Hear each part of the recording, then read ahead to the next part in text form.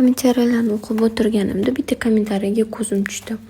Shu narsalarni tekinga bersangiz ham olmagan bo'lardim deb yozib yuboribdilar. To'g'ri, hammaning dunyoqarashi har xil. Kimdir bunaqa narsalar taqishni xohlamaydi, kimdir bunaqa narsalarni juda ham yaxshi ko'radi, lekin unaqa kommentariya yozib, bu narsani yasayotgan, mehnat qilayotgan odamni kayfiyatini tushirish noto'g'ri deb o'ylayman. Kommentariyaga bitta qizimiz shunaqa atvet yozib yuboribdilar. Sizga hech kim tekinga bermaydi-ku. Bu ham to'g'ri. Men bu narsalarni yasab, shunaqa chiroyli ahvolga keltirish uchun soatlab o'tiraman. Qo'llarim og'rib ketadi.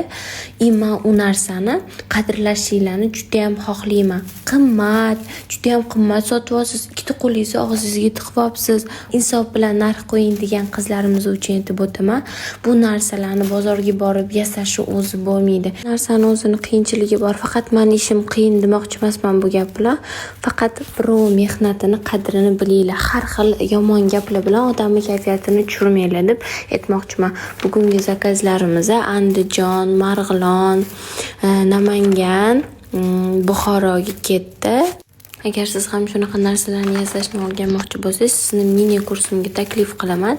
Mini kursimizga atiga 15 tagina joy qoldi. Yozilishga ulgurib boring. Kurs narxi atiga 99 ming so'm. Kursga yozilish uchun profilim shapkasidagi silkaga murojaat qilishingiz mumkin. Aytgancha bizga obuna bo'lishni unutmang.